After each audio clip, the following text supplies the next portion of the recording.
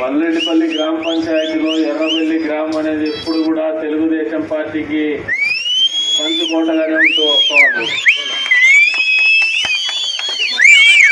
కులంలో పేదలైనట్టు, ఆస్తుల్లో పేదలైనట్టు, కానీ ప్రేమలో మనసులో చాలా ధనికులు ఉన్నటువంటి ఎర్రబెల్లి గ్రామం.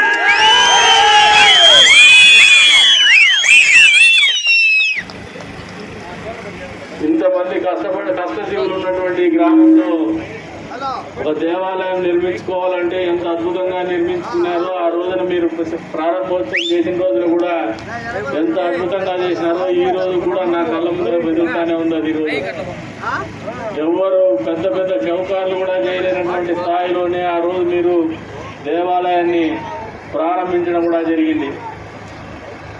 అంతేకాకుండా ఎక్కడో కష్టం చేసుకొని బెంగళూరు కూడా పోయి అక్కడ కొద్దిగా చిన్న చిన్న వ్యాపారాలు చేసుకొని ఆర్థికంగా స్థిరపడిన ఊరి మీద ప్రేమతో ఈ రోజు కూడా యువత కావచ్చు, బయటికి పోయినటువంటి పిల్లలు కావచ్చు, కుటుంబాలు కావచ్చు, ఊరి అభివృద్ధి ధ్యేయంగా పనిచేస్తున్నటువంటి కార్యక్రమాలు నిరంతరం కూడా ఎర్రబెల్లి గ్రామంలో కనపడతానే ఉంటాయి.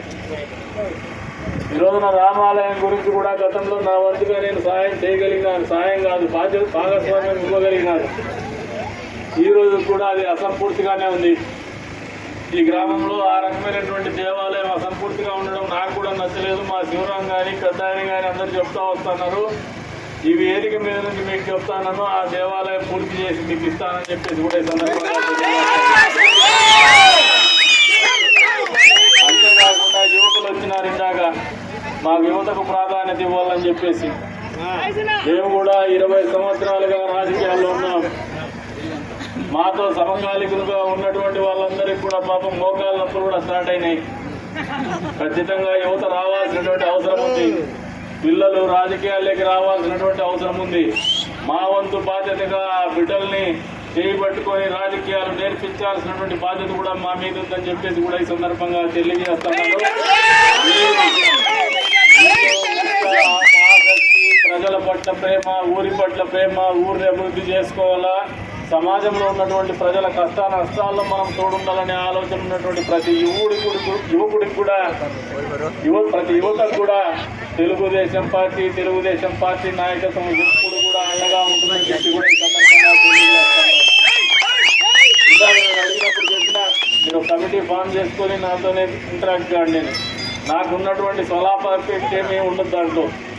మా వంతు బాధ్యతగా మా తర్వాత తరం కూడా మంచి నాయకత్వాన్ని ఈ ప్రాంతానికి ఇవ్వాల, ఈ ప్రజల్ని బాగా చూసుకునేటువంటి నాయకత్వం ఇవ్వాలనే ఆలోచనతోనే వాళ్ళని ఖచ్చితంగా ప్రోత్సహిస్తామని చెప్పేసి కూడా ఈ సందర్భంగా తెలియజేసుకుంటూ, మరొకసారి గ్రామంలోకి వచ్చినప్పటి నుంచి కూడా ఇప్పటిదాకా మా మీద చూపిస్తున్నటువంటి మీ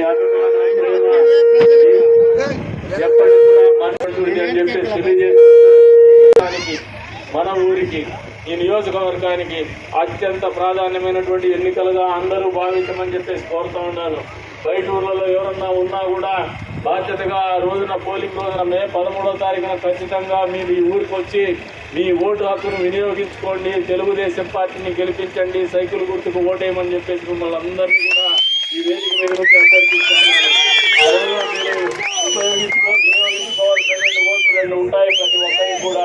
ఒకటి హిందూపూర్ పార్లమెంట్ అభ్యర్థిగా బీకే పార్థసారథి గారికి, అదే రకంగా కదిరి నియోజకవర్గ తెలుగుదేశం పార్టీ అభ్యర్థిగా నాకు 2 ఓట్లు కూడా సైకిల్కు మీరు ఓటేసి వేయించి కూడా గెలిపించాలని చెప్పేసి మీ అందరినీ కూడా ప్రార్థిస్తూ, ఎప్పుడు కూడా పార్టీ కష్టం వచ్చినప్పుడు కూడా కష్టాల్లో మీరు చూపించినటువంటి ప్రేమ ఎప్పుడు మరిచిపోమని చెప్పేసి కూడా తెలియజేసుకుంటూ, మరొకసారి మీరు ఓటేసేటువంటి వరకే కాకుండా ఈ ప్రాంతంలో ఏ ప్రాంతంలో అయినా కూడా ఈ రాష్ట్రంలో మీ బంధుత్వం ఉన్నా, మీ స్నేహం ఉన్నా, మీరు చెప్తే వినేవాళ్ళు ఉన్నా కూడా చెప్పి తెలుగుదేశం పార్టీకి సైకిల్ గుర్తుకి ఓటు వేయించి గెలిపించాలని చెప్పేసి కూడా ఒక బాధ్యత కింద స్వీకరించమని చెప్పేసి అవకాశం కల్పించినటువంటి ప్రతి ఒక్కరికి కూడా పేరు ధన్యవాదాలు తెలుపుకుంటూ సెలవు తీసుకుంటున్నా.